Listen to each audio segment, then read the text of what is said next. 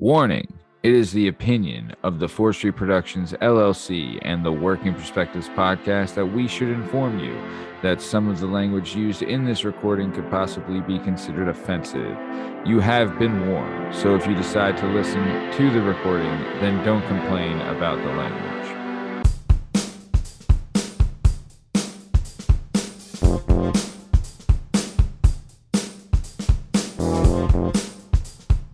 Hi, hello, how are you? Thanks for stopping by. Today we're going to talk to some real people about some real things, living real lives, doing real stuff. This is the Working Perspectives podcast. I'm Matt Lavelle, accompanied today by jdub, Justin Richardson, and our guest today is the one and the only Sam Baughman. In case you're wondering, you can find all our stuff and all our content and all podcast platforms and YouTube at Working Perspectives Podcast. Yeah, I was on Instagram at Working Perspectives Podcast, and you can join us on the Twitter and the TikTok. The Working P Pod. If you'd like to be a guest on the show, please email us at workingperspectives@gmail.com, and please like and subscribe so we can keep this party going. Jalen Dubski, how we doing today? I feel wonderful. Sure. Well, speaking of being wonderful, this is the Working Perspectives podcast. Let's get this thing started. Let's go. It's our objective to be effective by voicing societies. Working perspective, exploring your day and how you get paid. Launching a new episode every Tuesday. Your day can transform while we inform with new episodes available on every platform. So check out our line and how we get live. Then do us a solid. Share and subscribe. We're just sharing. We're just sharing. We're just sharing. Working perspectives.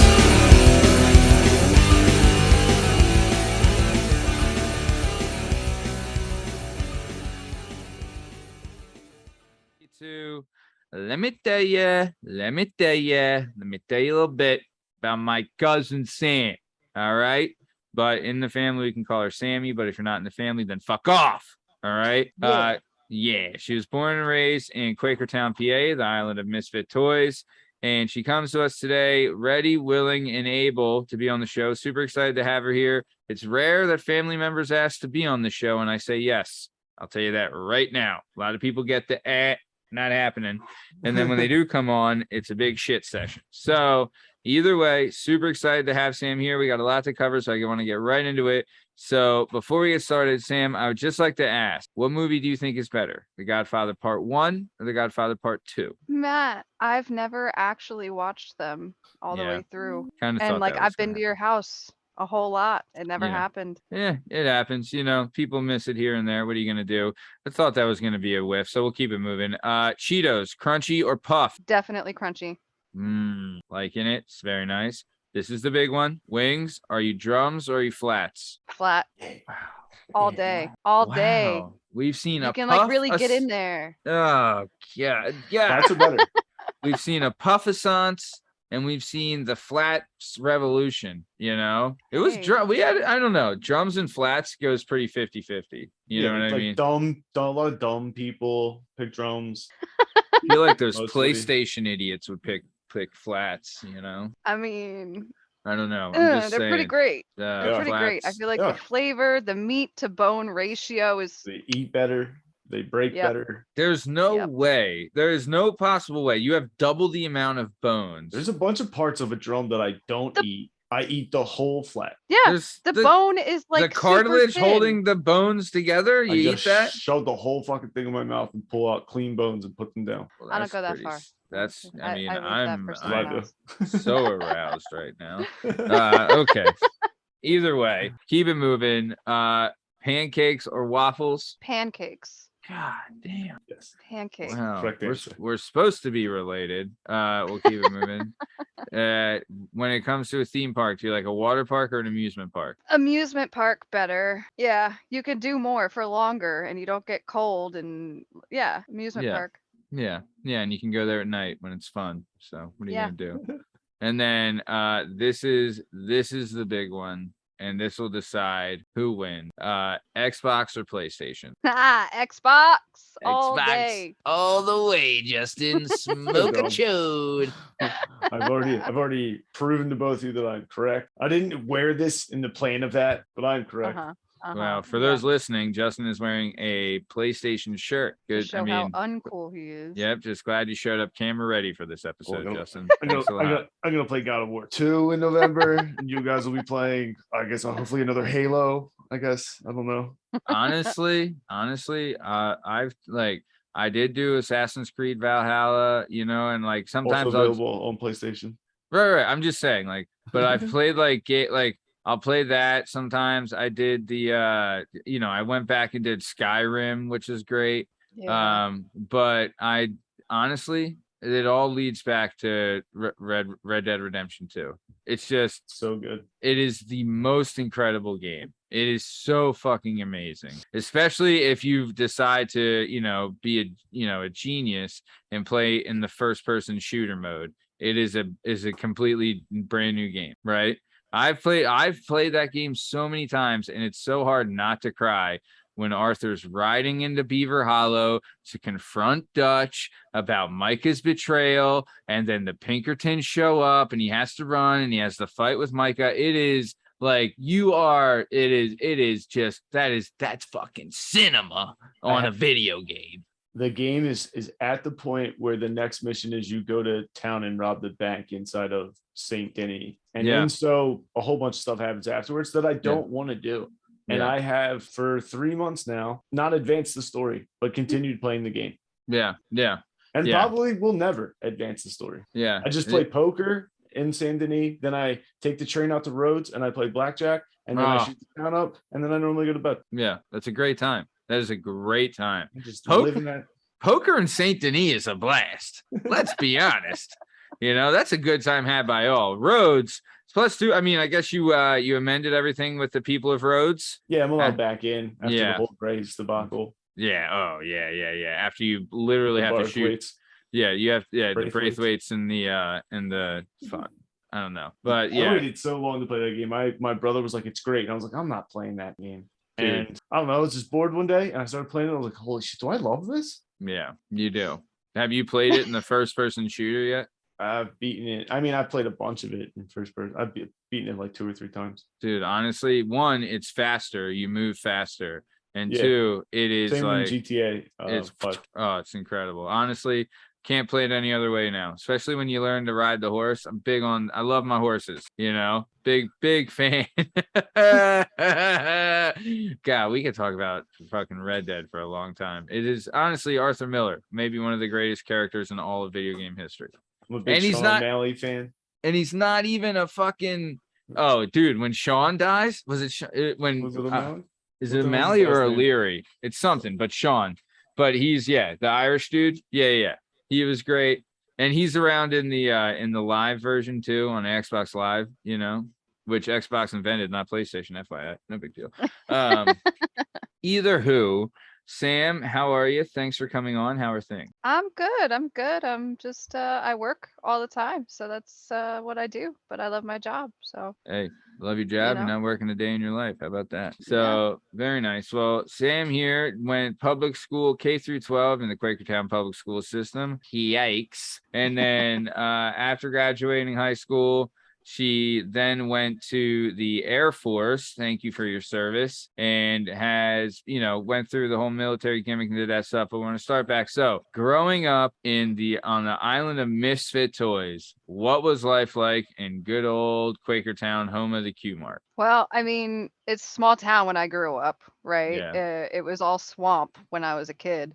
Yeah. So it was a pretty normal, just like nothingness existence in Quakertown. You go outside, you play all night till the lights come on, catch frogs, come back inside. Nothing really was like interesting until high school. And then, it's just a bunch of high school kids who have nothing to do. So you smoke and you drink and you do whatever you do. And I was an emo kid. So I went to shows at churches and other kinds of shows and smoked a lot of weed and skipped school a lot, Yeah. just Hey. hung out with my friends, skipped and went to Philly. We just did whatever we could to get out of there. Yeah. That place is a fucking drag sometimes. That is, I Yeah. mean, plus two, you were, I don't want to shout out where you're at, but you were kind of like in the middle of town, would you say? Or like the It was, beginning of the middle, maybe? Is that a yeah. good? Yeah. But it wasn't like you weren't like in the boons. You were like where there was people. And you weren't far from Q-Mart, if I'm correct, right? Yeah, no, we walked a lot to the Q Mart. I actually worked at the Q Mart too. Wow. Yeah. That's gonna be fucking something. Whoa. How old were you when you worked at Q-Mart? I think I was either my junior or senior year, and I would work on the weekends there. They had Doing an what? alligator. I worked at it was a little restaurant. It was the one with the snow cones. Oh, I worked at the snow cone place, and so I made like cheesesteaks and fried Oreos and snow cones man. every weekend. And how'd that go? It For a was teenage job, that's yeah, it not was a the teenage worst. kid job, and I Yeah. could take a break and walk around the Q Mart and go get more food other places or Yeah. whatever. It was Yeah. an easy thing to do, and it was quick money. It was under Yeah. the table. Yeah. You forget that they have like a pseudo food court at the Q-Mart, aka the Yeah. Dirt Mall. Yeah. Yeah. Dude, It's rough, man, but it's Yeah. like I've gone back now as an adult and I love it. I love going there. I don't know if it's just the Quakertown in me, but Right. the Q Mart is like, you want to feel better about yourself? You've Whew. seen people of Walmart, you go to Q Mart, you're Whoa. good.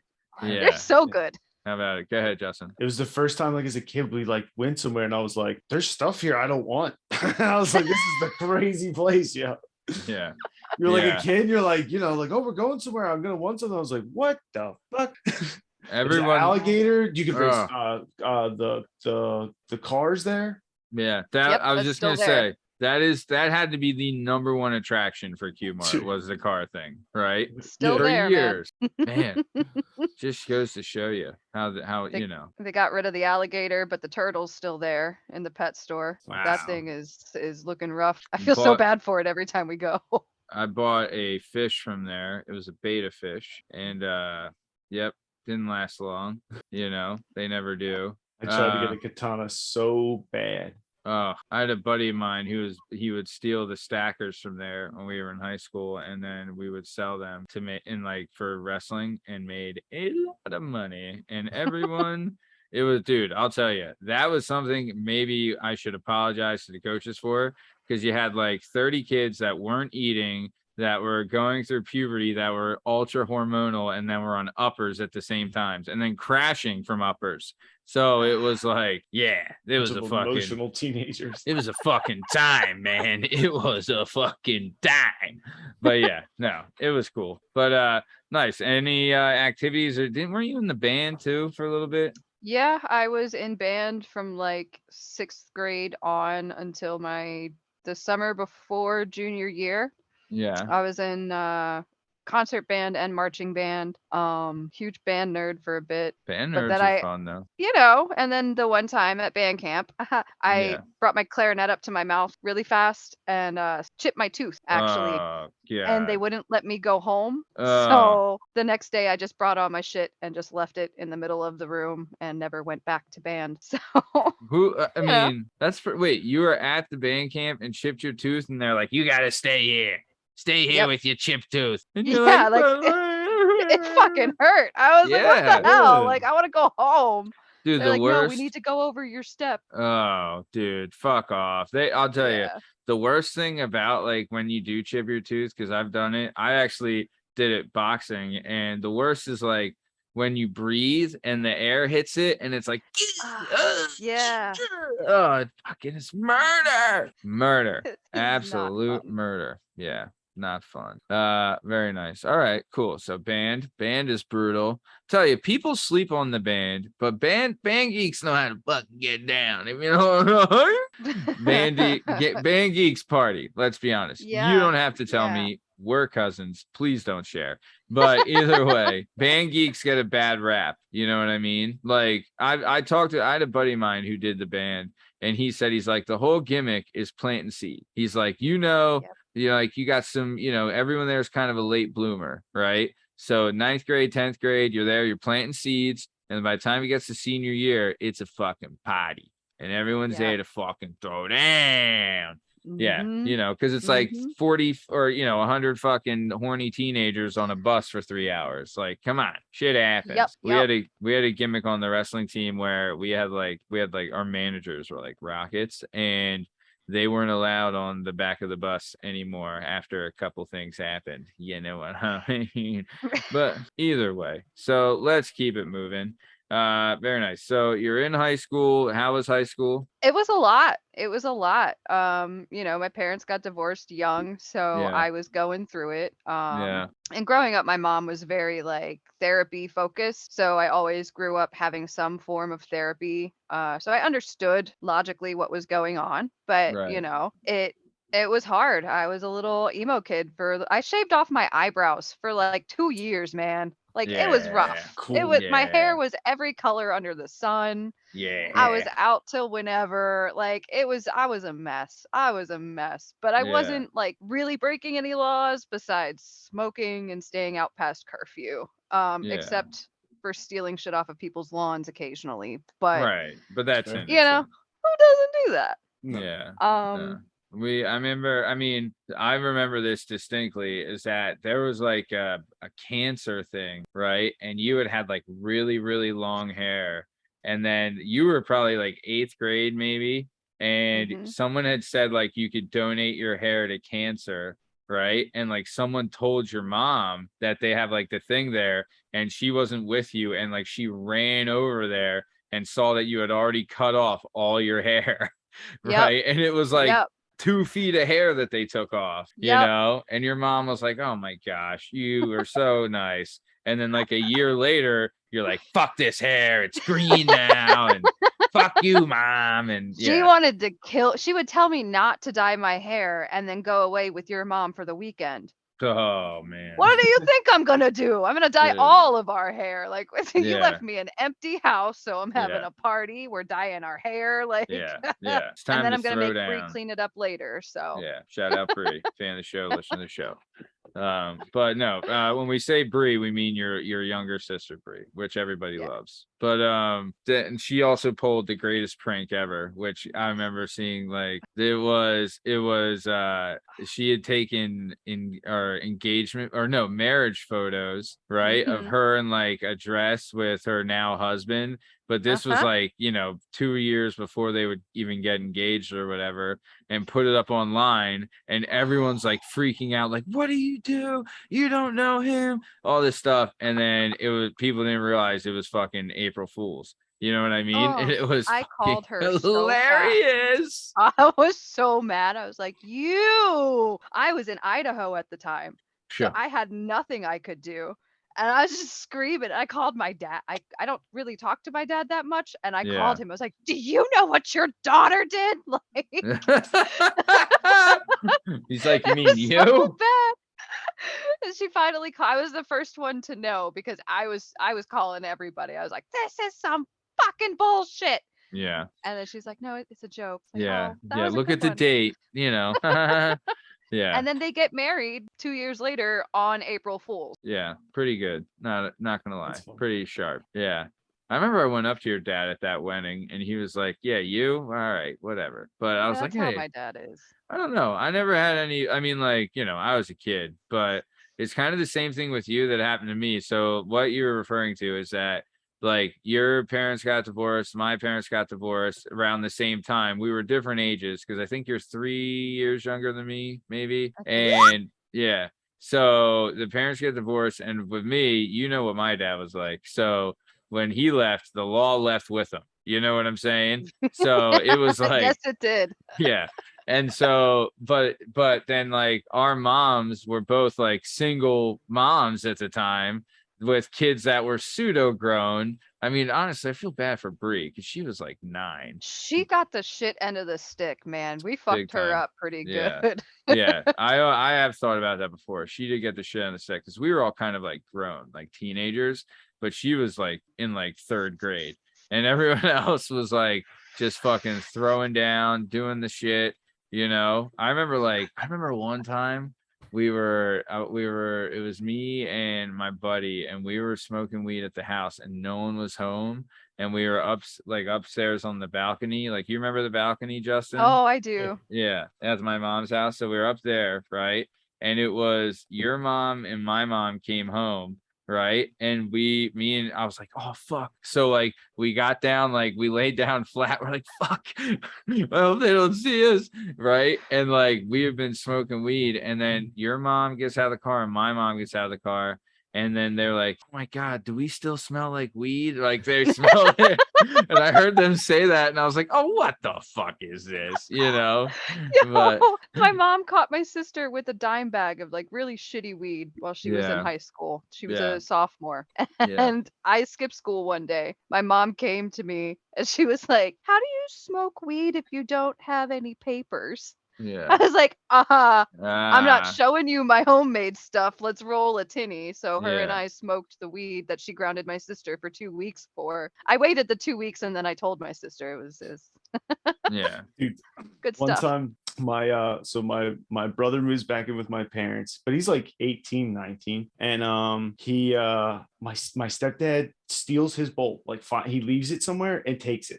Months go by and Brad refinds it and takes it back. It's like, it's mine. I stole it back. He's like, I got a voicemail from Mike Bull. He like calls me as soon as it happens. And he's like, return the property or don't come home. And like, that was the whole voicemail.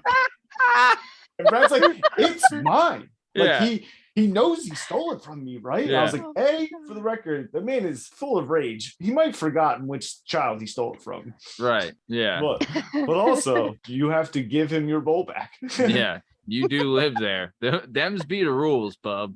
What are you gonna do? Them's be the rules. Them's be the rules. Yeah. He stole it fair and square. Yeah.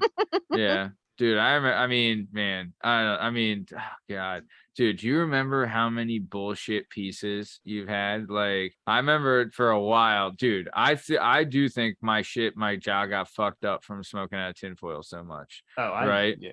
I because I remember I made one out of a pencil sharpener, right? And fucking had that one for a while. Then I made like a bunch out of an empty cigarette pack. Right, did that one for a long fucking time. You know what I mean? And that gimmick, like, you can empty it out, you cut the fucking shit on top, right? You have a shotgun on the side. You know what I mean? Like, it was pretty, it wasn't bad. But then we do, like, I remember you do the water bottle gimmick, you do the one, like, we had an Utz pretzel container one that we had, you know what I mean? So like we had all of them, but dude, I still, like, even thinking about it, I'm like, I was taught to roll very early at a young age in my neighborhood. Yeah. I couldn't roll for shit. Your mom ended up sending Alex on a vacation with us with like 2 joints, and they were the best rolled joints I'd ever had at that point. Yeah. And we hit out, and it was great. But I could never roll. We always ended up going to Primal in Bethlehem. It's a glass shop. Yeah. And that's where we would end up getting our pieces. Yeah.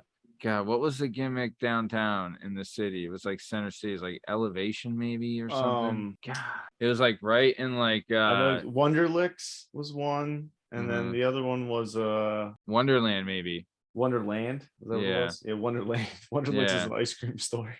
No, I think it was Wonderland. Yeah, Wonderland, and then there was like begin with an A or something. I can't remember. We bought a bong from there. But remember back then you couldn't, like, if you said bong, they would kick you out. Like, you had to call it a water pipe. Yeah, and like, you had you had call a bowl. Like, yeah, you couldn't say like I need a keys catcher. Yeah, like, get the fuck out. Yeah, you couldn't mention weed at all. It had to be all for smoking tobacco. Yeah. Mm-hmm. They were big on that, dude. I remember we bought a bong from there, right?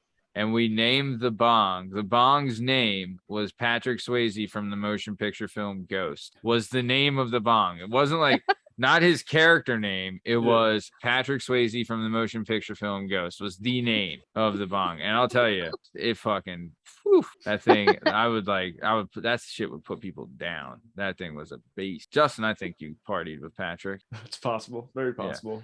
Yeah, dude, we were. Remember one kid had a zong, and I was just like, it seems so unnecessary, but I do like it very much. What it is was just a bong with the top The part Z in it. went in a Z. Oh, so you can put the ice in it. Yeah. Yeah. Did you ever do the gravity gimmicks with the carton Oh, of milk? dude, that was one of my Mhm. favorite things to do. When we didn't have a lot of weed, I'd be like, let's spill the gravity bomb. Yeah. Yep. Dude, I'm not gonna lie. Yeah. I did that a couple times. That shit like would fuck you up. It is maximum. That's output. a maximum ride, baby. Yo, Oh. you get like, cause it only takes a couple too. You know what I mean? Dude, especially because once it like sits for 3 seconds, the smoke tastes awful. And it's inside a milk carton, and you just gun it down your throat, and you're like, and then Yeah. also back then the weed we were smoking was fucking terrible. Oh, It dude, was you're In pulling out comparison- you're pulling out seeds. I was talking to somebody the other day. I was like, I mean, I'm not gonna lie, I haven't smoked weed. I can't even tell you when's the last time I smoked weed, right? Just because, like, I gotta, I don't have fucking time, guys. I'm fucking tired, right? I wish I could. I wish I fucking could smoke every day. I do, but I'm too tired. We do 3 fucking shows. I have a real job and a fucking kid. Right, it's just too much. But either way, yeah, I can't even tell you last time I fucking smoked. But yeah, like, do you remember? I was talking to somebody the other day. Do you remember like fucking having to pull seeds out of your shit? Yeah. When I was Is that gone now? I went to No, yeah. not all the time. Like It's in I other found countries. yeah.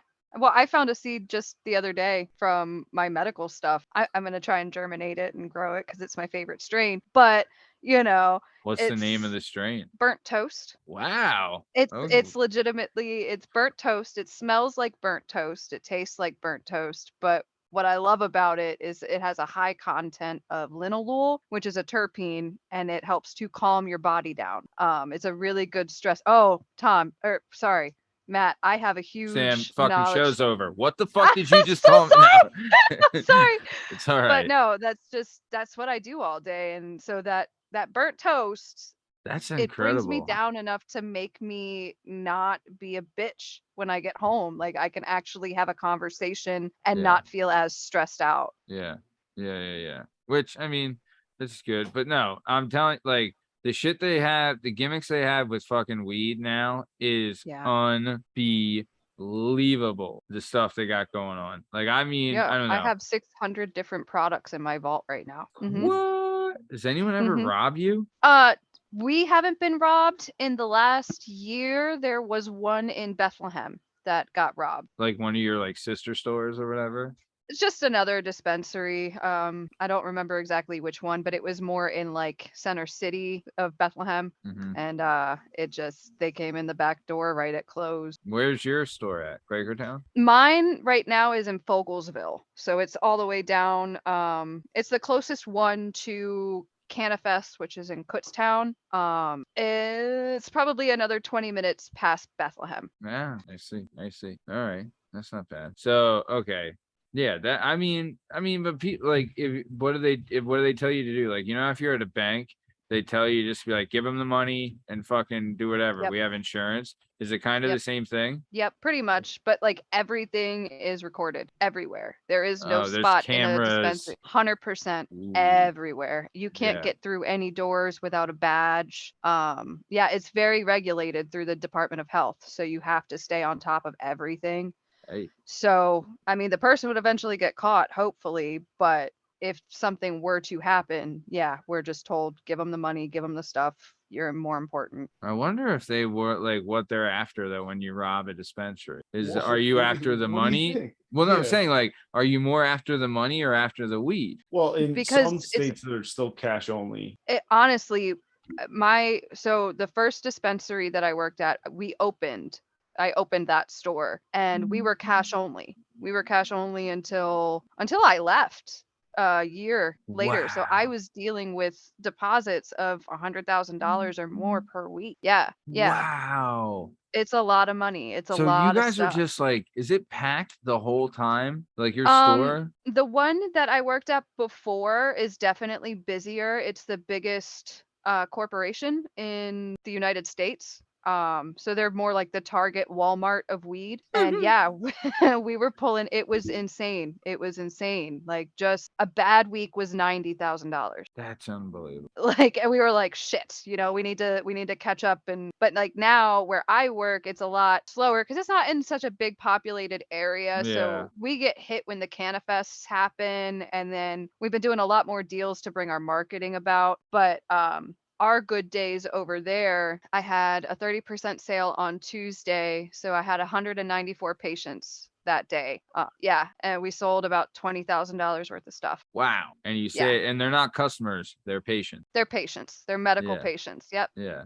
How do you go about getting the medical card? It's actually really, really easy. It's just money up front that you really got to worry about. But if you have any of the qualifying conditions, so any kind of anxiety, depression, there's a whole bunch of different mental health disorders. There's physical disorders with chronic pain. You just can go on this website. There's a whole bunch of them, and you could just be like, hey, I need an appointment. They'll call you in a week. You have a 5-minute appointment on the phone with a doctor, and you pay the state the next. So the doctor appointment's usually like $150 to $200, and then you have to pay the state $50 to get your card. But then you have your card. All you have to do is recert every year, which is a little bit of money, but you can find different programs or different events that people are doing where you can get your card for really discounted rate. Yeah. And like my dispensary works with PAMMJ, and that's a quick phone call setup. We give you a discount for going through them. They give you a discount for going to us. Like it's pretty cool. And Canifest, I would say, is probably the fastest way to get your card. What is Canifest? Is the best thing in the world. So they happen. Yeah, it's next weekend, I think. We should do a fucking live show from there. I'm gonna be there on Sunday. On the Do you 2nd. run like a booth or something there? I'm not doing a booth this year, but we have the Balanced Veterans Network that I'm connected with. They're always there. I actually just met the organizer for it, and she's gonna hook me up with some swag and hopefully some of the panels that we can sit down and talk. Nice. But it's out in Kutztown. It's one of the biggest ones in Pennsylvania. It happens twice a year at the first weekend of October, and then of course right around 420. Yeah. And it's anybody can go, and you don't have to have your medical card, but I would recommend not bringing kids. That's just how I feel about it. I don't want my kids getting around all of that. And I'm very open with my boys, but it's a lot of people, a lot of smoking, a lot of weed, and there's still shrooms, nefarious, everything. like as much as weed has cleaned up its act, there's still nefarious characters involved. Yeah. It's, it is what it is. You wouldn't But take them it to a is- biker convention either. You know what I mean? Exactly. This Right. is like adult time, but Yeah. the panels are great, and you can learn a lot just from the people and talking. See, I mean, I'll tell you, people are passionate about this stuff. Absolutely passionate. It saved my life. Yeah. You think? I mean, we'll get more into that. But Yeah. hold on. Before we get to that, it's time for everybody's new favorite segment. I'm talking about J-Dub's questions, asking some questions. J-Dub's questions, new favorite segment. J-Dub's question. So Sam, this is the part of the show where J-Dub's gonna ask you some questions, and you're gonna give J-Dub some answers. So J-Dub, take it away. Would you rather have a QAnon forearm tattoo or wear a cowboy hat all the time outside of the house? QAnon tattoo. I would rather have the tattoo. Fuck that. I don't want to wear the hat. It's not because you're in love with QAnon. It's just you fucking don't want to wear a cowboy hat. Yeah. I mean, I really don't want to wear a cowboy hat either. It'd be so Yes. annoying. I can hide a tattoo. Yeah. It's true. Yeah, Sure. I wear Got long makeup. sleeve shirts all the time. Yeah. Yeah. You can't see my back is covered every day. Yeah. You know? Yeah. Nice. All right. Good question. How long do you think you could live inside of a 4-door sedan like car? It's not like how long do you Probably about a want to? It's how Yeah, long. like how long could you do it? Like how long I mean- do you think you could push yourself to the max? And it's a sedan. Yeah. I'm pretty small. I'm gonna say probably 5-6 months. I could do it. Yeah. Would you say could it be a Honda Accord, Justin? Yeah, I'd like a Honda Accord. Okay. There's a lot you could do with that. And you're not allowed out of the car, or are you? Yeah, if you can't leave the car at all and you're like At all. things are brought to you, Ooh. I guess your needs are met. Ooh. Oh my God, your Car's legs would be refilled with so gas. stiff. Yeah, in no. I that couldn't sense, do how long that. I mean, you can't do months in that sense, but how long do you think No. you could do that? If you can't leave the car at all. Probably about 2-3 weeks. I could rough it out. I could do it. That'd be tough. You'd be getting some bed I'm small, sores. man. Yeah, I you could are. like You could probably even stretch stand up. out, run with my legs Yeah. in the air. I'd be Yeah. good. Yeah. You'd figure it out. Atrophy, what? Yeah. Nice. All right. Go ahead, J-Dub. Would you rather walk the plank or be sucked into the vacuum of space? Sucked into the vacuum Whoa. of space. It's 100%. 8 seconds, right? It's Isn't it? instantaneous, pretty Eight- much. Oh, it's not 8. It's not 8 seconds. Probably less than that. I don't know. I don't know. Like we don't know what's can't in breathe. either, you know, like if you go into the water, you could potentially die by shark and that could take a while, right? Or you could just Yeah. drown, Yeah. right? Or you you could could just get be on caught a by a thing. coconut crab. Just be done with it, man. No, nothing's gonna touch your foot in space. No. And you Mm. could maybe see something right before you, like as you're going into it, maybe you see the cosmos, you know? Yeah. Shit. There's a supernova swinging by, That'd be fucking cool. That'd If be you could pretty have if you could have a celebrity pallbearer, who would you choose? So we want to preempt this. The pallbearer can either go and talk to the people and say they knew you, or the pallbearer could just go do the pallbearer gimmick and leave without saying anything to anybody. Jennifer Lawrence, and I want her to talk to people. Wow. So you want her to ham it up like, yeah, I knew Fuck Sam. yeah. Fuck You yeah. know, we were You hanging kidding? out. You know, She I seems like she would be the coolest fucking person to be around and talk with. she does seem pretty cool. She's no Harry Potter, but she'd be pretty cool. She's still you would have Harry Potter. What's that? Daniel Radcliffe. I don't know. I don't know who I'd have, but it just should be said that Jennifer Lawrence is not fucking Harry Potter. I grew up a little bit. I stopped with my Harry Potter obsession, I mean, high school. yeah. No, that's a okay. lie. After high school in the military. Yeah. You wouldn't. I mean, you wouldn't watch H-Pot. You didn't watch the new H-Pots. Oh, of course I did. Of course I did. But you're not like you're saying your life obsession is not there anymore. Yeah. Yeah, it was pretty bad for a while. It was. Your brother sent me an acceptance letter to Hogwarts Yeah. in I the mail, remember. and I was really, really hoping it was real. Yeah. I think he had me for a couple days, and then he finally got me, and I was like, "Oh, Yeah. He's guess a I'm not shit going to bandit, magic huh? school." I am still upset I didn't get mutant powers when I hit puberty. Yeah. I'm an Aren't we X-Man, all? so I absorbed my oh no, I regrew my right tonsil, and then I had surgery while I was in the military. I got most of my right ovary removed. I absorbed it, so I just Wow. regrow body parts and Yeah. stuff. That old chestnut.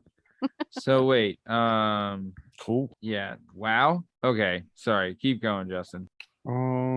Would you give up dairy for $800,000 cash? Yeah, I don't drink milk. I haven't since the second grade. I think I'd be fine. I'm not a big fan of cheese. I could do without ice cream. Maybe the creamer Wow. might get me, but a lot of the time there's no milk in it. So No cream in your coffee. What about? Would you rather go to the Wild West or medieval times? medieval times. I'm liking that. That would be cool. Yeah. Same. If they had and it was consensual human meat cooked, would you try it? No. I've had this conversation. I couldn't do it. Who could? Who's doing that, Justin? I'd try it. You wouldn't try it? Well, would it depend what race they are, Justin? I mean, I wouldn't have asked. If you could pick the race, would you do it? If Well, you had a do choice I have of to pick the race? Like, yeah, it's like if you Texas had a Roadhouse, choice you pick of it? if you had a choice of races, who would you pick? I mean, I think I'd pick an Italian just because I like Italian food the best. I Sure. figured they taste better. In right. that sense. You're not wrong. They could. Mexican would run right through you. Yeah. And if you ate, Asian, you'd be hungry 30 minutes You'd be later hungry from again in 45 minutes. Yeah. No, I'm not as I mean, I'm just saying if it was already cooked as well, Yeah. I was like, well, it's It'd have already to be cooked. it'd have to be well done. It wasn't upon my request that they made it. Right. It's But they're like, just "Hey, we there, have it. like, hey, you can This is try this. this dude, like he was cool with it and we already cooked it and it's banging. You want to try human? I'd be like, I don't know, maybe, kind of. Not mad at it, We'll put a little cheese with it. Yeah. No, I couldn't do it. I couldn't do it. I Who eat a lot could? of things, man. Are you eating human, Matt? Am Are I you a little eating? human? Am I feel like I could talk you into eating human. I'm sure I've probably already been talked into it. Right? Like I feel like, I mean, Just a little bit of human, we've all The eaten contemplation cat. in his voice. You know, we've all eaten cat, guys. Let's be honest. You know what I mean? Unwillingly or willingly, we all have. We all have. We've all had Goodness, I General have. I've Tso's eaten at some chicken. real suspect corner stores in my day. Oh, bro, we've all eaten at China King and loved it. I've had But- Iraqi food in Iraq, so I feel you. Whoa! don't know what was Yeesh! I'll tell you what was in it. Freedom. Dingo.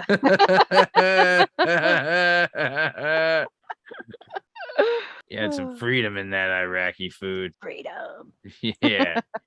Freedom. No, you had I mean, who the fuck knows what was in that? Like, Yeah, no, I but you can't say no. right. I Ugh. mean, what happens if you did say no? Well, you're in the Air Force. Are they as bad? It's still not looked friendly. You know what I mean? Like I wasn't off base. I was actually friends with all the special operations guys, so they had a lot of Iraqis from around the town that would come onto the base, and they would do like a big cookout every Friday night to have everybody together. What kind of So- wait, like they're doing like a barbecue? Like, Yeah, kind of. Like the Iraqis would make their food and we would all just kind of sit around and eat it at like on the floor in the middle of their operations room. And like there were some grills out there that people would either buy or had left from previous deployment. And yeah, we would eat with them, and you had to pick it up with your hands and put You it on could- the flatbread. And you couldn't like disrespect the natives kind of Yeah. thing. Right. yeah, Understandable. You know, that makes sense. But still, that's fucking brutal. Am I right or am I right? Was it good though, or yeah, it was sweet. It was very I was expecting it to be spicier, but it was very almost fruity really? with a lot of the meat dishes. Yeah. And then we had a Turkish bazaar on base as well. So there was the Oh, difference man. between Turkish food and then the Iraqi food. And like the Turkish food, I guess, was more of what I was expecting, Uh-huh. while the Iraqi was a lot sweeter and a lot more beans and a lot more rice. All right. It was Well, good. hey, you say so. I don't know anything about Iraqi food. Or freedom, apparently. I didn't either. Do you Man. have any questions for me?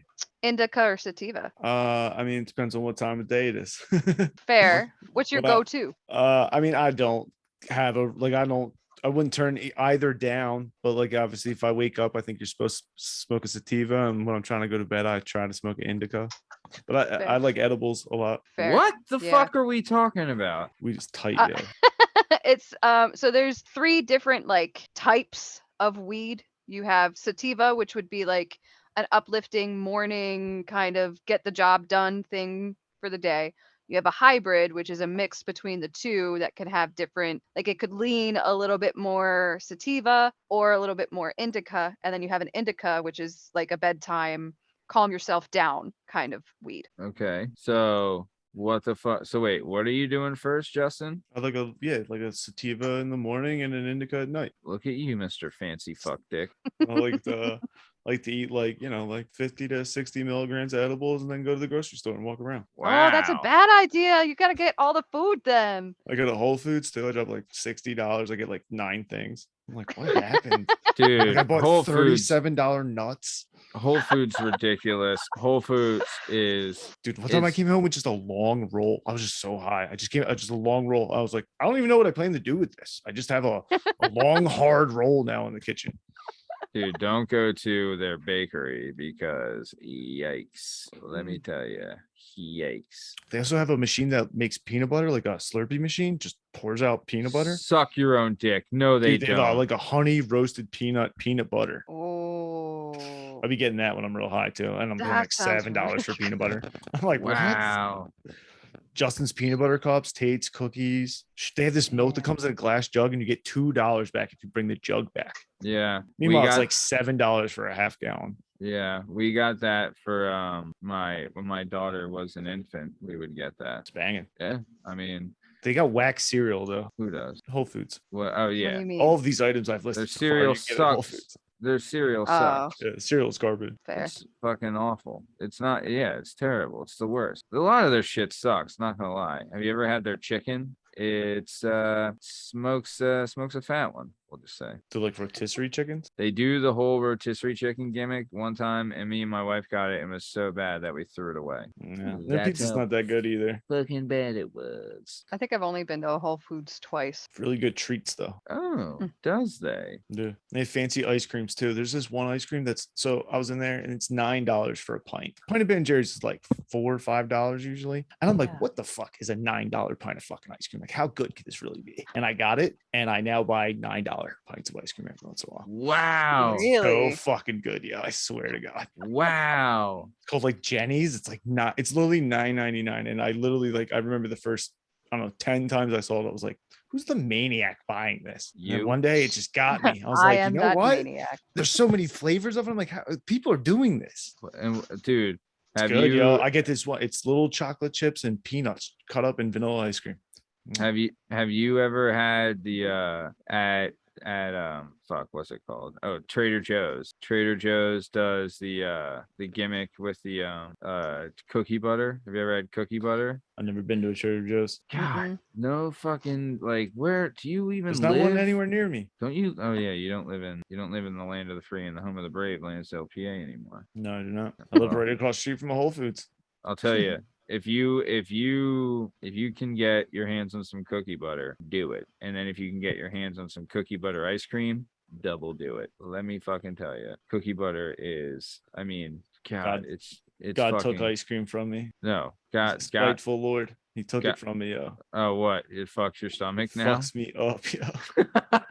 I mean, I do it anyway, but he just, the Lord giveth and the Lord take it away. And he knew I loved it. And I don't think he wants me to be happy. And I don't fucking get ice cream anymore. I can't ride Dude. roller coasters anymore. I'm like, what did I do, yo? Like, No, I know exactly what you did. One, he's already given you the greatest gift that you should ever get because you don't deserve the gift that you've gotten. And the gift I'm speaking of is your girlfriend, which my what the beautiful, fuck, beautiful dude? girlfriend. No, it's no, yes, but no, it's not fair. I mean, I And love her, but ice cream is really fucking good. Yeah. yeah, well, you don't deserve either of them. God. Well, I mean, eventually we're gonna have her on the show. We recorded an episode with her for everyone listening that loves the show, and that we've talked about it. We recorded a girls' night episode, which would have already aired by the time this aired. So, speaking of the girls' night episode, yeah, Justin. I mean, you heard me talk about it. I'm still fucking flabbergasted that she lets this fucking Strunza like go near her. I don't know, and she initiated Wonderful and talking to charming you. I am. She initiated talking to you. I was just minding my own business. Just being a slut. That's all you ever are. Big old hairy slut. So, all right, let's keep it moving. So, Sam, you would eventually graduate from Quakertown High School. Go Panthers. Yeah. Yeah, they were Panthers. Yep, they were. They were, they will, they are, they did. So go Panthers, shout out. So either way, so you graduated from Q-Town High School. After Quakertown, you went into the Air Force. Is that right? Yep. Right after that summer. I Okay. left September after I graduated. And how did you like the Air Force? It was an experience. It was a lot. I mean, a lot of people, when I first told them I was joining, didn't think I was going to be able to do it, and so Why? much of our family, because of who I was, I was a skinny little emo kid and I wasn't tough, and how could I even do the military, Who are Um, you? Who do you think you are that you could survive in this man's military, you little bastard? Right? Is that the kind Yeah. of bullshit that we heard? Like, it was stupid. And then, like, I told my mom about it and your mom about it, and they were all like, oh my God. And my dad, he was just happy that I was joining the Air Force and not like the Army or the Marines. Yeah, smart. And quite frankly, my I always tell people the reason I joined was my boyfriend in high school joined the Army, and then he cheated on me and all this bullshit. And so I joined the Air Force to prove that I was better than him. So, I you mean, know. sure, you won, obviously, but Definitely. I'll tell you this. I do remember that I had a teacher in high school, and Justin knows him. His name is Mr. Williams, and he was a really, really good teacher, and like just a really good kind of like person and custodian for children and young minds. And I really did appreciate him as a teacher. But he was in the Marines, and he was very adamant about telling everybody, if you go into the military, fuck the Marines, because he was like, it sucks, you know, like you Yeah. don't get the good food, you're sleeping in shit. Like he's like, it Yeah. sucks. It sucks hard as fuck. He's like, but if you're in the Air Force, you're sleeping indoors, you get the good Yep. food, they treat you good, they're not all up your ass about shit. He was like, he was singing the Air Force's praises. He was a big component of the old Air Force. So I mean, anybody who's been in and wasn't in the Air Force, they look at us like the chair force, but legitimately, I got paid more to go live in your housing for a week. So, you yeah. know, like, yeah, I picked the right branch to go to. That's for sure. Fuck yeah, you know. But it's And definitely a I mean, guy's world. yeah, well, that honestly, I remember talking to we had Marine Master Sergeant Nick Galante on the show, a Marine Recon Master Sergeant. This guy is the fucking toughest of the toughest, right? Has a Purple Heart, Silver Star. He's done like I think he's done like 8 tours, or he's done 8 he could tell us about. I'm just saying he's done a lot Yeah. more, but he could only tell us about 8. But either way, great show, available now on podcast platforms and YouTube, Workspecs Podcast.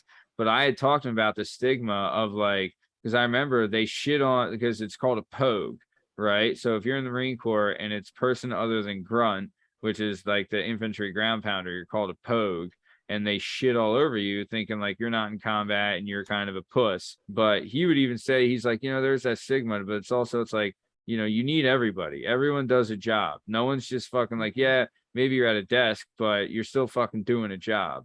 You know what I mean? And it's not like like everyone contributes. And yeah, there's guys that go out there and first, but you know, honestly, he's like, you know, he's like, for him, he was like, he wouldn't do anything else because he had done that. But he wasn't like, he was the guy at the highest level that could shit on anybody and he still didn't. You know what I mean? Yeah.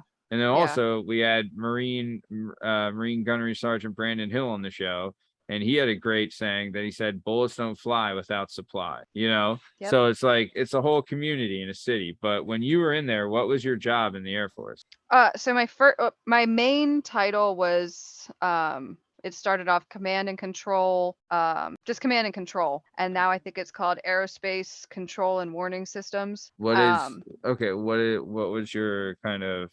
was your role? So when I first joined, everyone in my career field starts off as a surveillance technician, and that's when you sit in front of a computer screen in this box that's maybe weighs about a ton, and maybe the size of like 13. Is it one of It's those not things big. that you see that looks like a cart, like a cargo box kind of thing?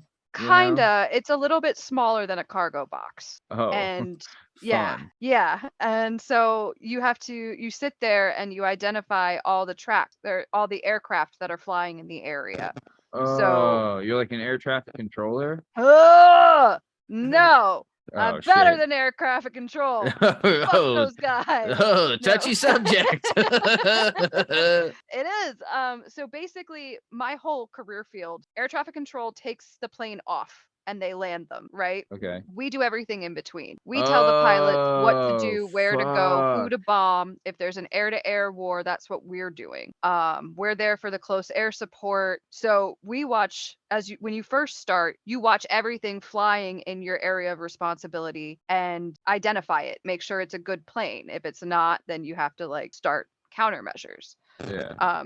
So that's where everybody kind of starts. Sorry. And then from there you progress into different positions within that. So you can stay on the surveillance side or you can move over to the weapons side. And the weapons side is the people that are actually talking to the pilot. They're telling them what to do. They can see everything. So pilots don't fly blind. They don't just get to go do whatever they want. Yeah. You have to be able to follow these different codes, and we have to know what we're fighting against and what the potential threats are so we can combat it with our pilot. Wow. Yeah, it's really cool sounding, but like when you're doing it, you are just in front of a screen like clicking and like, okay. But still, like, this is the shit, like we've all seen the movies and all this stuff. Like, this is the kind of shit I love. This is the background stuff that no one fucking talks about, because like everyone sees the movie where it's like, drop the fucking hammer, you know, which is, it's not what the fuck's going on. Like, these guys are up there and it's total, everyone's talking to each other all the time. And are you in your pod? Are you communicating with the other people in your pod as well? Okay. Yeah, so So you usually have two different pods as well. So you have a connection with like the people in surveillance talking to the people over in weapons who are then talking to the pilot. wow. And so wait, which one did you do? Surveillance? I stayed on the surveillance side. Which You start kind off of as was like I've always thought about this, right? Sorry to interrupt you, but I've always thought about No. this. Eventually, cars are gonna fucking fly, right? Like, I wouldn't be surprised if my daughter is taking her flying license, or is that it's not even a flying license, is now Uber. Once Uber Air comes around and you can get a flying car somewhere, no one's buying fucking cars again, right? Like, that's just like, it'll become like horseback riding. You know what I mean? Where it's like just something you do for pleasure or for sport, you know? So when that happens, my thought is like, how do you control like the traffic in the air? You know what I mean? Like, there has to be specific kind of lanes of traffic. So in a way, what you're doing is like, you're controlling the traffic in the air, right? Yeah. And like letting them know like, hey, you got a fucking left turn up here, or you got like, you know, like there's a stop sign coming up, or whatever the fuck it is. You know what I mean? But like, that's the kind of stuff you're doing, because legit, like, I know it looks like a big open sky, but you can't just fly tipsy turvy everywhere. Like, you have to have like a destination and like a path of, repair route. yeah. It's almost like, you know, in Star Wars, when they said it's a light speed, they have to make sure that there's not, you know, I know all this stuff, guys. Come on. I've watched the movies, but either way, no. So, all right. So nice. Okay. So let me have it. What was like your day in the life like for surveillance? It depends on where we're at, right? So if we're in the States, I'm doing missions that are pre-planned with pilots at specific times, right? So it's practice when we're in the States. Where, like, where are you in relation to the pilots? Like, are you in, say, Idaho and the pilot's in fucking Nebraska, or like, what the fuck? Like, do you have to be close? You don't have to be close. There's different links that you can, so there's things called data links, and you can use the fiber optic cable from the radar to reach out as far as we can, and then get different radars to pull in the feed from different locations. So now where technology is, I know I don't know for sure, but I know that they can control something from Idaho in Iraq right now. Wow. I know they could do that. We did that we had since I lived in Idaho, out there's a whole lot of nothing. So it's a whole lot of airspace that they can just go practice and do stuff. So we had a specific airspace range that we would work out of every day. And then sometimes they would do like exercises with a unit out of Utah or Oregon. And we go to a different airspace and practice with those guys. It could be anywhere, but generally when I was in Idaho, it's, you know, in that area. We could go to the site that they would go and fly over a lot, and that's where we would do our exercises. We go out in the field for a week and set up a bare base and kind of do that and control from there. My favorite experience was playing with the German Air Force. We got to go out in so we had 5-ton trucks. My squadron had to be prepared to go within 72 hours, so we always had, were you like all a the quick trucks. reaction force kind of thing? Okay. We're the first ones to go in to set up air power. Okay. We're going to go and set up all those bombings and, you know, take over the sky, and then everybody else comes in. Right. So we were always doing exercises like that. Well, the German Air Force wanted to come and practice bombing. So we got to go out to the airspace and drive around in convoys, and the German Air Force was maybe like 500 feet above our head practicing bombing us while driving through the mountains. It was so cool. It was the coolest thing. Like, they'd shoot off sparks, and you know, it was a lot of fun. You know, I got to do stuff like that, and that's pretty cool. That, like, I loved those experiences. But then there's the other experiences of like being in fucking Idaho. Yeah, Idaho was definitely a whole lot of nothing to do. You say Idaho, but really Justin's mom, the hoe. I can't tell you how many times every single person in our family, every time I would come home on leave, they'd be like, "Oh, where are you coming from?" And I'd say Idaho. And they'd be, Idaho. Uh, Every just single one of y'all. just shows how funny everyone in our family is, right, Justin? Because I Everyone was just loves a good joking. hoe fun. Yeah, everyone loves a Oh. hoe. So can I ask this though? So you're doing like these amazing things and goes in these incredible places, but I will ask this. So you're in the Air Force, and I would say I think the stat is that there is more females in the Air Force than any other branch of the military, if I'm correct. And so maybe you have more women there, but I remember talking to one of our cousins, and he was in the Navy. And he's like, he was on a ship and he was saying, he's like, there's girls on the ship, but you do not want to hook up with the girls on the ship. Right. So like being in the Air Force and being a woman, what is it like being in like such a I know like from what I was told, at least like everyone has said, the military guys, maybe it was different back when you were in it because it was a while ago, but they were like, the sexual harassment gimmick does not fly. He's like, you are in deep shit if you get pinned for like being inappropriate with a chick, like if they like, cause they can like, sometimes the chicks will flip it on you, at least is what he was telling me. He's like, you could lose like your rank. You could get like a money penalty or whatever, jail time. Like he was like, they do not fuck around with that. And that's in like, the other branches. But what was the Air Force like with that, being like a female in that realm? So, are you okay with me getting deep on this? Yeah. Hey, as long as you're okay with it, I don't want you to feel uncomfortable. So as No, long as I'm you're fully comfortable with it, open, but like you're my cousin, so it's fine. okay. Okay. So, I was on the complete opposite end of that spectrum. Okay. More than one. Okay. From the time that I got in, my first assault happened maybe a year into it. Whoa. And it was with, yeah. Whoa. Yeah. Fucking whoa. You Yeah. said assault? Yes. Like they fucking, oh my God. That's why I wanted to give you a little, you might want to put a disclaimer, but yeah, no, I Yeah. am a victim of military sexual trauma more than once.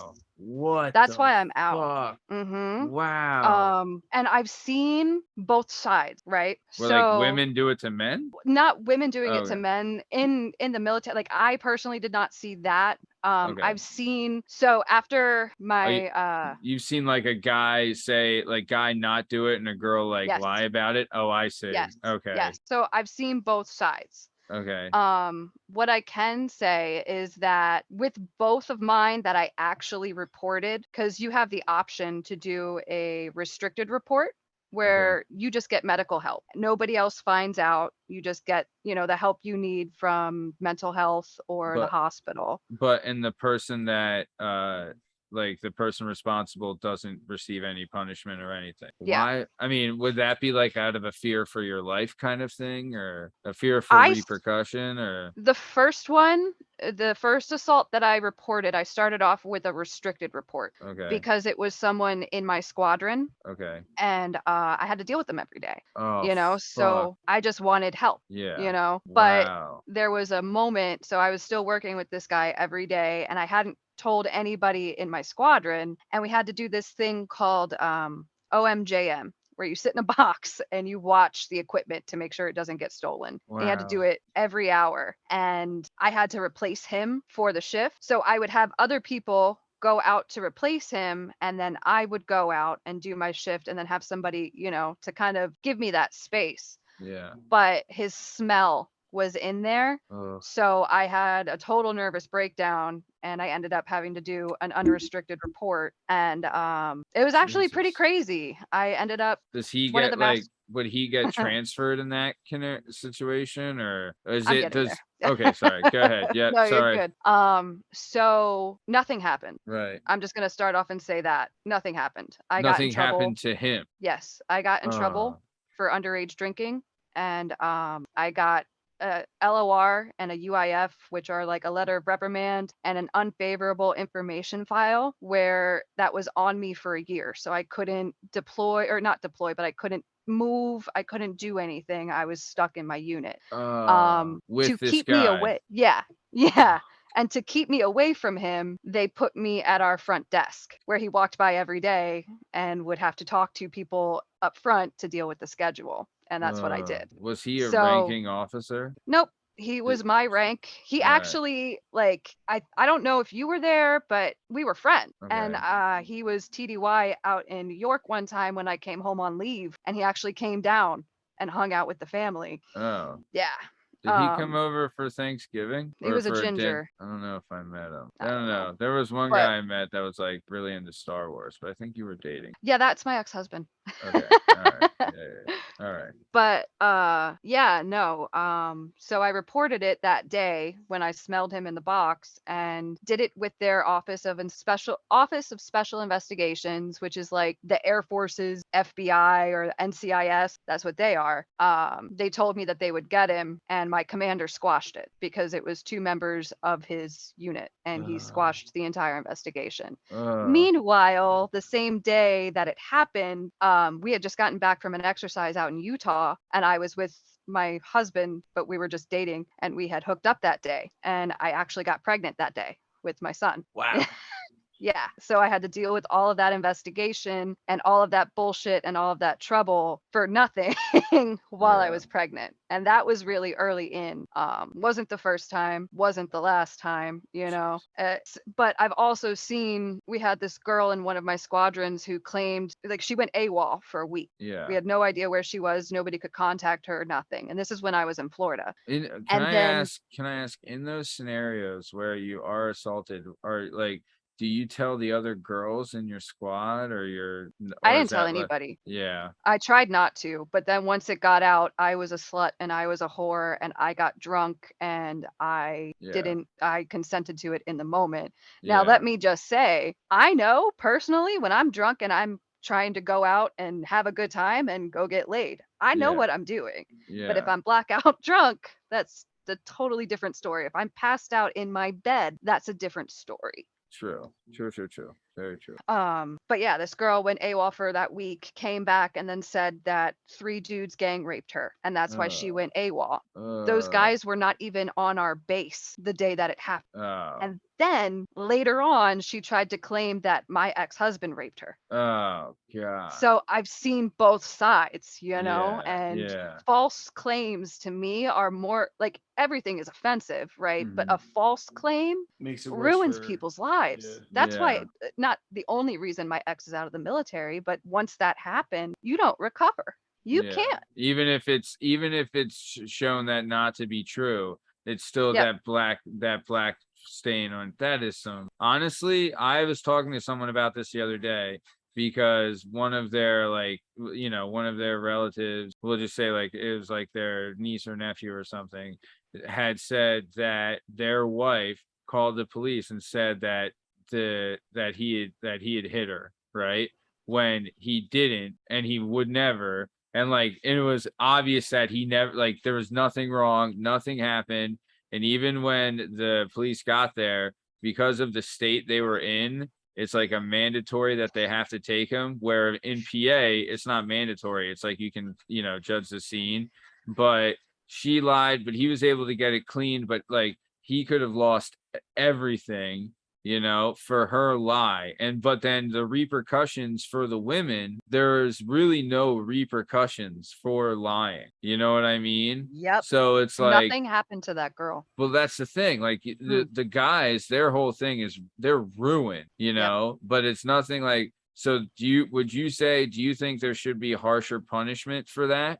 As far Oh, as like 100%. when it's a proven lie, right? Not when it's like a 100%. dispute of like, this and this, but when it's a proven lie, there should be. Yeah. No, Yeah. fuck you. You're abusing the system and you're abusing it for people who really need it. Like, Yeah. And it gives then when someone who does have something real, like that's the first thing people think. It's like, oh, it's just another bullshit. Yep. Yeah. Oh, Yep, wow. you're a slut, you're a whore, you did what you did. Like, I can't tell you how much around my squadrons I was talked about for years. Wow. Years. It ruined my psyche completely. when you like transferred, they're like, oh, this girl, blah blah blah, and this, like that. Yeah. So I had to fight for my PCS to Florida. So what had happened, What Mike, is my ex, what does PCS mean? like permanent change of station. So when we moved Oh, from okay. Idaho to Florida, it's called Okay. a PCS. Okay.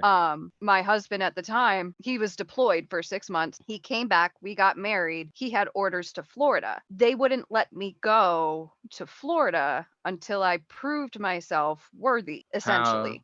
but I weren't worked you my guys ass. married? Yeah. But Yep.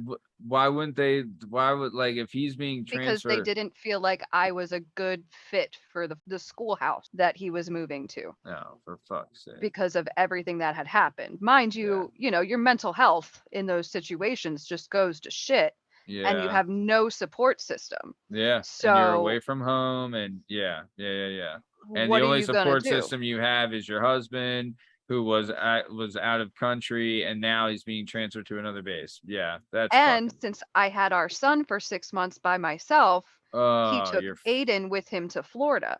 So oh, I was in Idaho alone for 6 months working my ass off to get down to Florida. wow. What kind of stuff did they have you do? Just like extra I was shifts, or? I mean, so as I kind of grew in rank and grew with my job, I moved from just a surveillance technician to working as an electronic protection technician, which was more with the radar, and then a data systems technician. So I was working with the equipment. So I was mainly equipment and radar functioning. Okay. Those were my jobs, and I became an instructor in those two Oh, positions. oh wow. And so I just busted my ass. I made lesson plans. I created syllabus. I taught as much as I could. I'd be in the radar van for exercises for 11 hours out of our 12-hour shift, Damn. teaching and learning and working with jamming. Yeah. That's my favorite thing about like what I did. But I busted my ass. I was there at 4 in the morning. I was there till 6. Like I worked, and they finally were like, okay, you can go to Florida. Also, like, You they know, took your fucking son away from you. That's like, it's not that they they did took, that it's six just months like, after he was born. that's They deployed me unbelievable. That's unbelievable. exactly 6 months.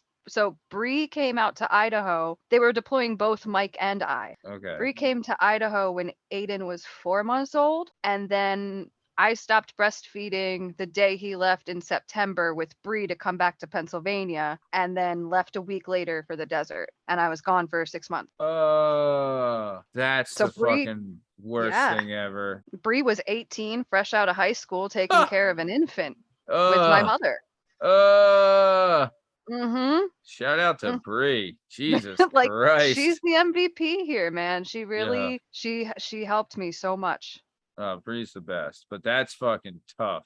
That's a tough fucking ass. Damn. That's Yeah. also tough, like, especially too for a mom. Like, people don't. I don't know if people realize this, but that postpartum, that is a real fucking gimmick. That is no Yep. bullshit. Like, Yep. that is real. That is real stuff. So, like, the postpartum, and then also like your kid, especially that early, there's such an attachment, and especially with the mom. And then they're taking the kid away from you. You're leaving the country. You're having to deal with all this bullshit. That's fucking tough.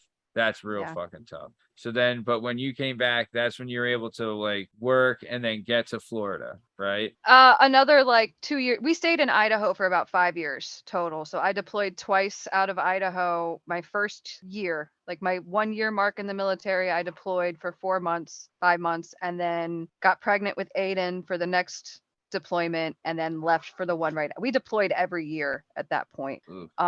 So Mike was actually gone when I had Aiden. He was deployed, and I had Aiden by myself. My So it's mom got like there. half the It's year in Idaho, half the year out of country, kind of. Yeah, we called it Operation Deny Christmas. We always had Christmas in the desert, and let me tell you, they would try and set up these great like Christmas themed chow halls that had like llamas. But they would try, man. It was good. We had Yeah. for the Super Bowl, I got 2 beers, Oh. so I didn't eat all day and then chug the 2 beers. It So was you got a good. little bit of a kick. Sure. Got a Sure. little toasty. It was Yeah. good. Yeah. But my military experience was so either like great or like wow, Yeah. Yeah. it was a lot. there's a lot. sometimes, yeah. Morale is tough at those times. You know what I mean? Justin, did you Yeah. ever think of joining the military? Dude, I was in high school when 9/11 happened. I like thought about it, but then Same. also I I don't want to fight. I don't want to go to the cold. I don't want to go to the jungle. I Yeah. don't want to go to the desert. No. Yeah. I Like, remember if they attack here, sure, I'll step Right. up and do my if I civic have to. duty. If you're gonna invade North Wales, Pennsylvania, I guess I'll step up. Yeah.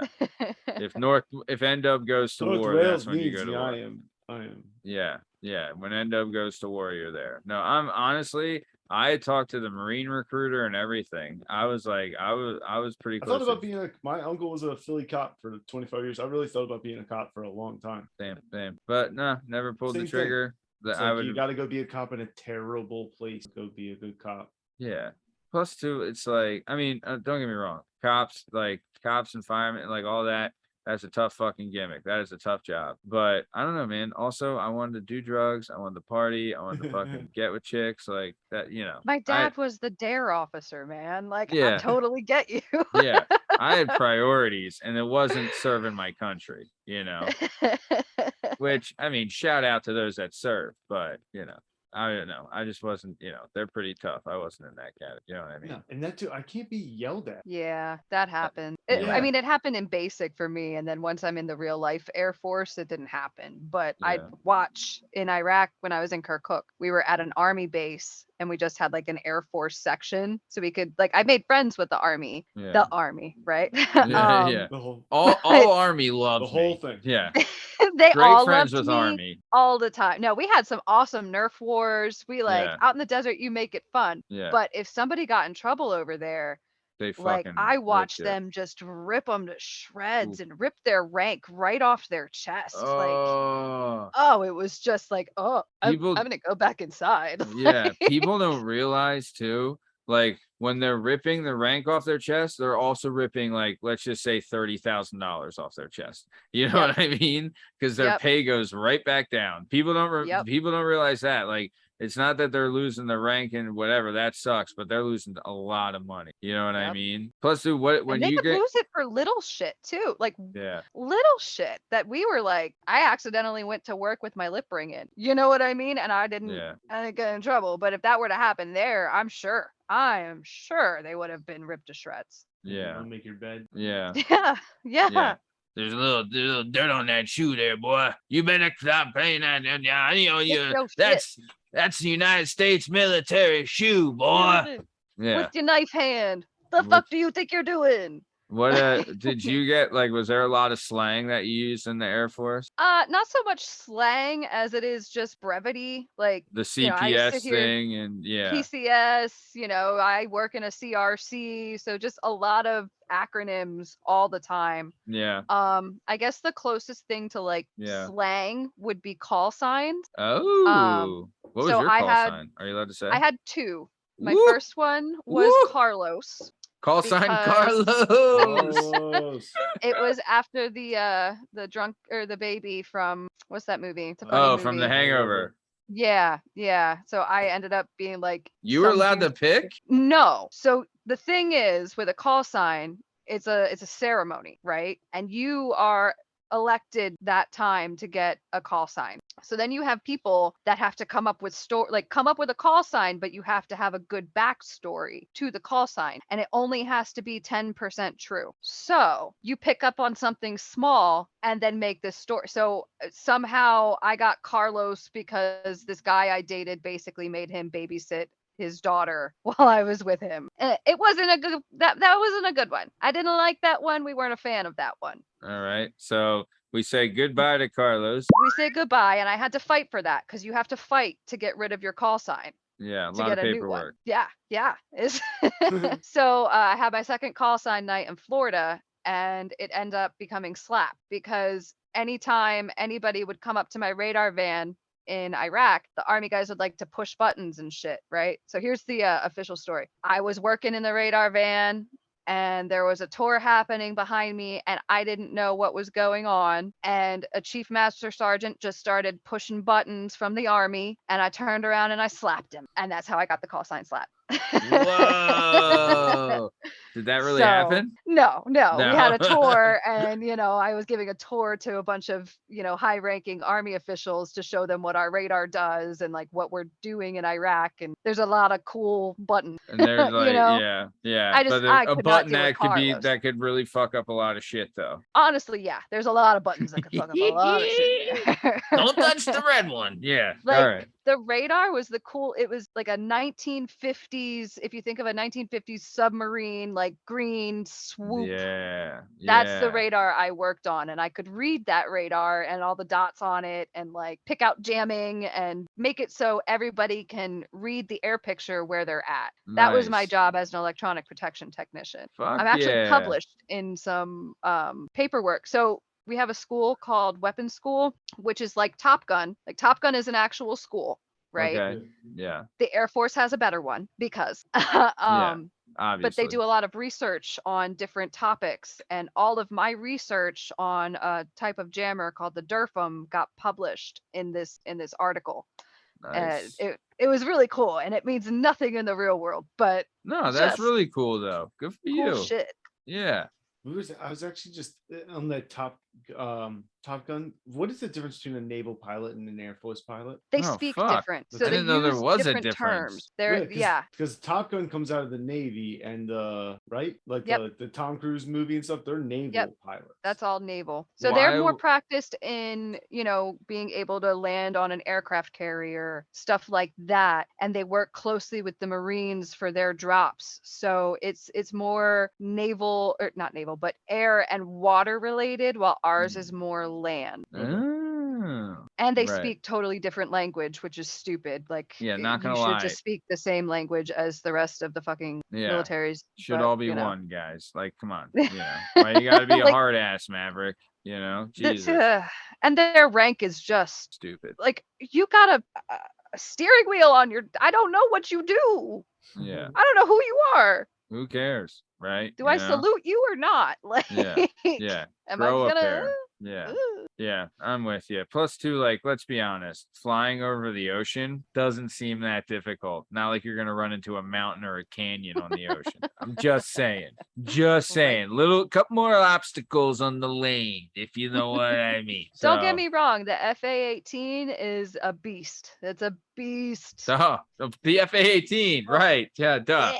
What was I thinking? Fighter Of pilot or course. fighter plane from the Navy. It's a badass plane, but Yeah, we're better. So sure. I mean, duh. Shout out. Fans of the show, listen to the show, the Air Force. Nice. Force, All right. Well, I know, Sam, I'll tell you, I was really looking forward to this and was really excited when you asked to come on. We are coming to the top of time. So before we get out of here, though, Sam, is there anything you'd like to say? No, I would like to ask this. I know we didn't get to cover everything, and there's a lot more I wanted to get into.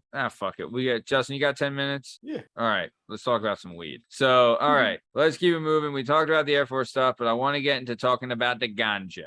So I know that you worked at other places before you got to the ganja, but it seems like you had a lot of knowledge in the ganja. So I got a lot of knowledge. Not a lot of ganja knowledge. So I want to talk about it. Let me hear it. What are we doing? How did you get into the ganja game? And how's life been with the ganja? All right. So before I got out of the military, I fucked up a little bit and I started smoking. In the military? Yeah, my last like 2 months, because they were fucking me over and wouldn't let me work, and I was on a lot of antidepressants. I just said fuck it at that point, and I started smoking. And then I slowly got off of all of the pills that I was on. That's good. I was a zombie. Yeah. And cannabis really turned it around for me. So once I kind of came back here, I did hair. I like helping people, I realize. Okay. Now I'm like, I like smoking weed a lot, and they're patients. Maybe I can get into the field somehow.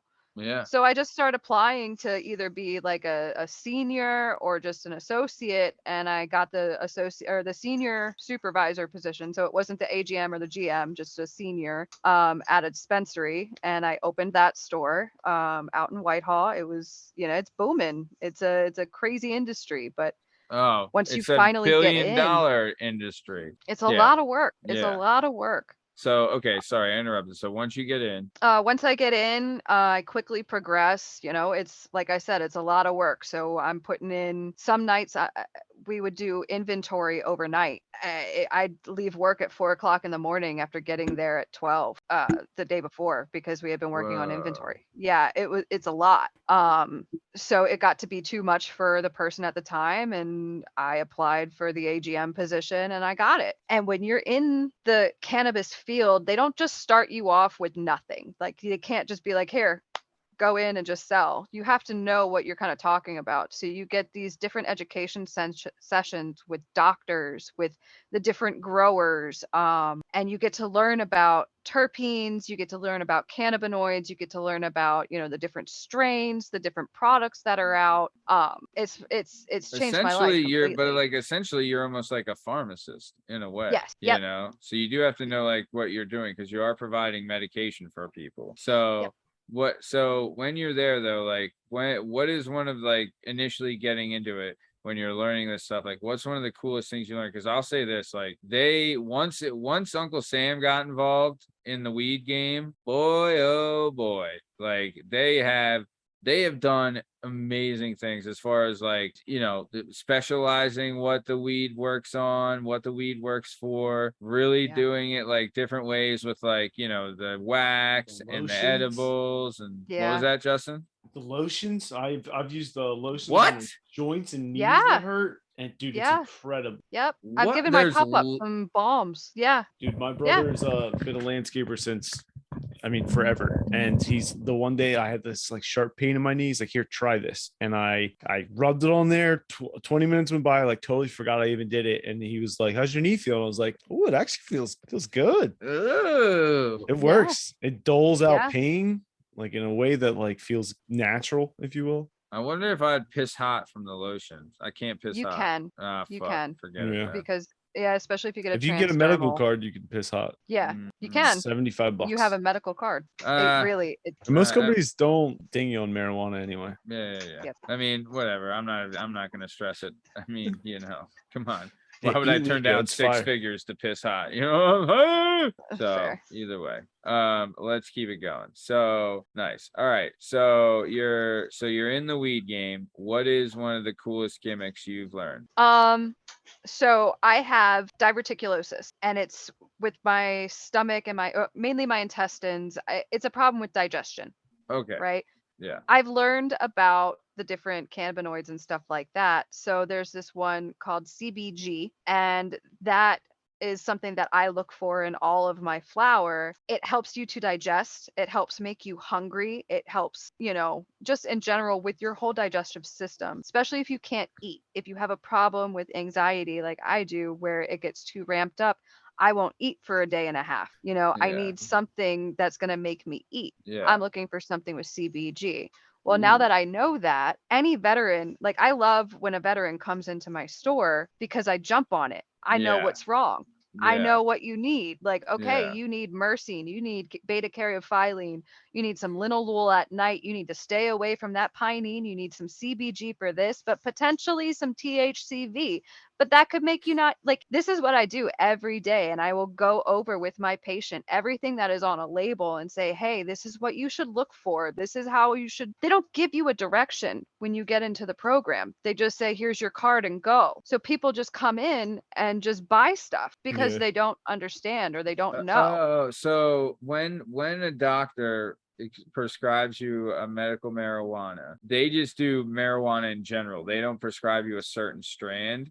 So then when you go to the store, it's really like you guys then turn into the medical professionals in a way of like, okay, the doctor said you have this is what you need, pal. Yep. Kind of thing. Oh, wow. That is 100%. vital. Also, too, Every day. I do love the studies that they show how much weed has helped with PTSD. It has been like, oh, they say like, because I know for a while, and I had a couple buddies at the gym that told me like the painkillers were fucking just wrecking people with PTSD. Yep. You know what I mean? Yep. Like everyone's getting in the oxy and shit, and it kills everybody. Oxy's just the worst. But it's like the guys with the PTSD, it's really shown to help them a lot, which I think, Yeah. I mean, that's incredible. And that's something you've been able to to expert in. Go ahead, Sam. Specifically, a cannabinoid called THCV. It's really good for PTSD. It's a stimulant, but it's not a stimulant. It's an anti-stimulant, but it's not knocking you on your ass, so you can still function. So it slows our brains down just that little bit that we need to be able to continue to move. So just as a FYI, if anybody's got PTSD out here, if you're looking for something, THCV is a great cannabinoid for that. Nice. And then what if someone went in there with lower back pain? What are you doing? I'm telling them, well, see, now I have questions. Where is it? What time of the day are you trying to treat yourself? What are you looking for? Are you looking for long-term relief? Or are you looking for short-term? All of these things matter. So Wow. you tell me you want something for the daytime, but you don't want to get anxious. I'm going to go look for something, probably a hybrid that's higher in terpinolene and myrcene for anti-inflammatory stuff and anti-pain. And then the terpinolene is a focuser. It's an uplifter. And I'm going to say, you should try this guy during the day. And then for me, like, I've been bragging about the burnt toast. So I'll be like, you need to get the burnt toast for nighttime. Like it's gonna do the best for you. I love it, you know? Or say you can't stay asleep at night. You can go to sleep, but you can't stay asleep. I'm gonna recommend something that's gonna be longer lasting, like a tincture or an RSO, which is a thick oil that you can eat, an edible, best. essentially. Yo, I have Dude. 0.3 grams left of my Bio Jesus RSO, and I'm just like, I want you. Dude, I was getting those syringes and I was putting it on crackers and like I wasn't like measuring it. So I do like the first time I tried like a little bit, and then the other time I was like, and so oh, it's the best. They're so good. What is it called? It's a Samson syringe oil. Yeah, and it's basically Like- just I mean, you could say it a lot better than I can. Oh, But so our Don't worry. mutual friend I on the have show examples. one time bought one of these. The syringes are not cheap. It's usually like $50 to $70 for a gram. There you go. Looks kind of like that. Hold on. Let me. All right. Oh, okay. All right. Very cool. It looks like that. So for everyone listening, it just kind of looks like a basic syringe, but it doesn't have a needle on it. Is that No. right? No, Yeah, All right. it has like a little, Like a stopper. yeah. and it's And stuck then- on there right now. And then you take the stopper off and then you squeeze out and Squirt it it's right in your mouth. You can put it on a cracker. Or What's it or- taste Actually, like? it tastes like shit. I Unless you kinda really like like it. I the don't taste mind of it. weed. Yeah. Like if you find a good one, it's gonna taste like bud. It's just flour, man. Like it is a taste, and it's very sticky, so it doesn't Ugh. leave. Yeah, you got to do Um, it right in your mouth. Don't even do it onto your finger. oh yeah, wow. no. So it's almost like Yeah. res. Yeah, Yeah, it's yeah. thick. Yeah.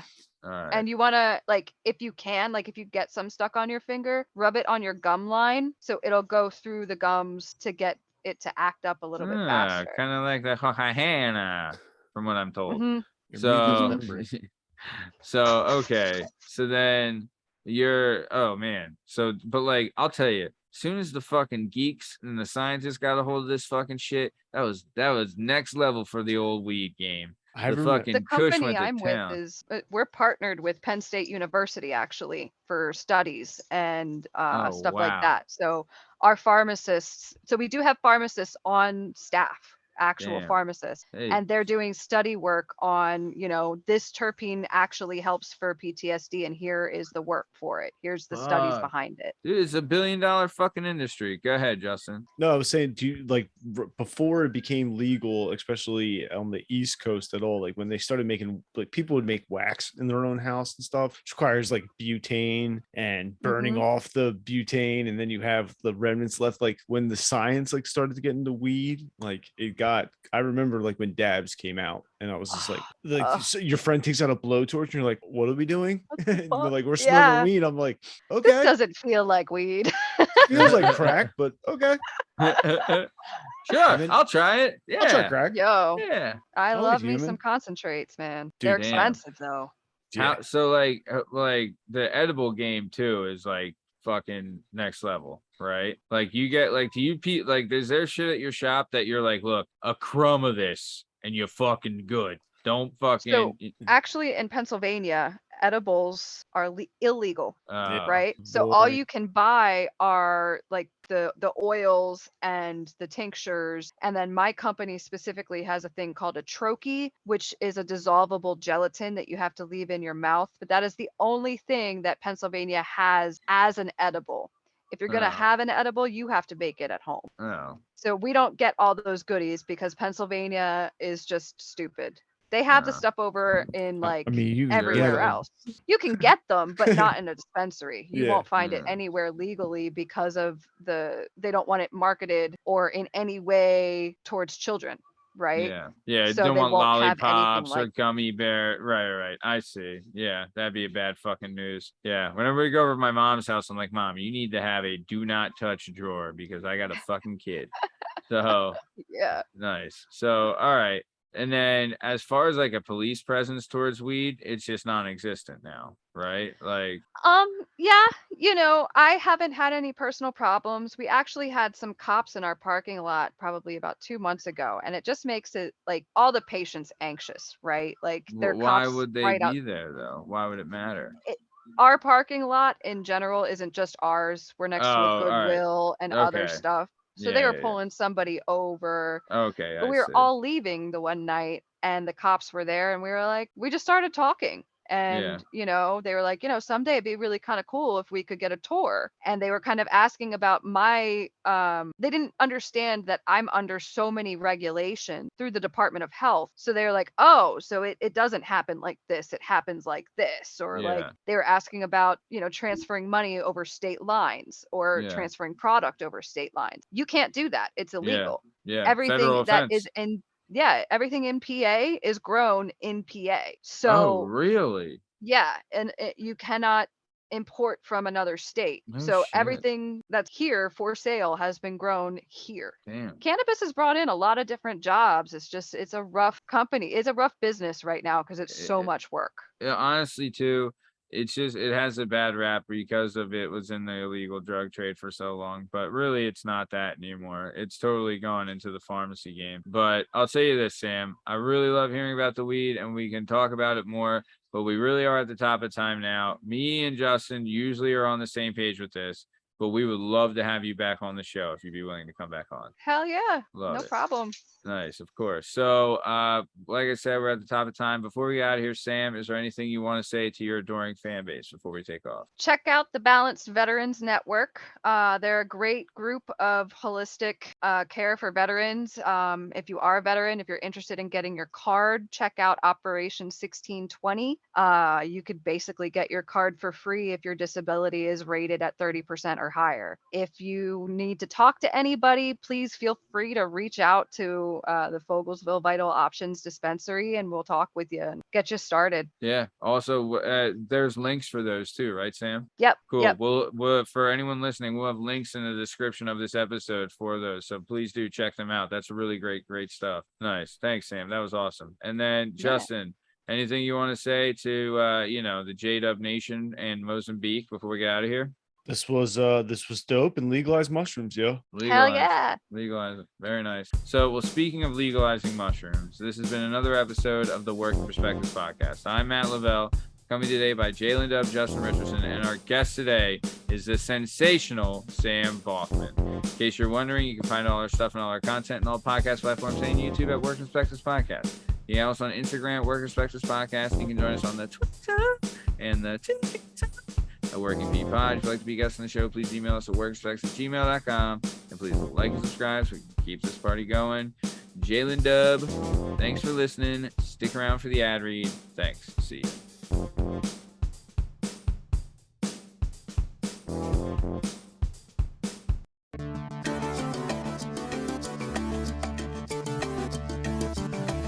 Do you have a message or a story inside of you that you've been waiting to tell? Have you always dreamed of writing a book, but are intimidated by the complexities of the book publishing world?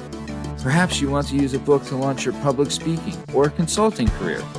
If so, please reach out to Scott and Bell Publishing, located right here in beautiful Philadelphia, Pennsylvania. Scott and Bell Publishing handle all genres and authors with all experience levels. Scott and Bell Publishing gives authors 100% creative freedom and a higher royalty split. They can be found at www.skotbell.com. That's www.s as in Sam, K as in kite, O as in October, T as in Tom, B as in boy, E as in Edward, ellisandlarry.com. That's Scott and Bell Publishing, where the authors go.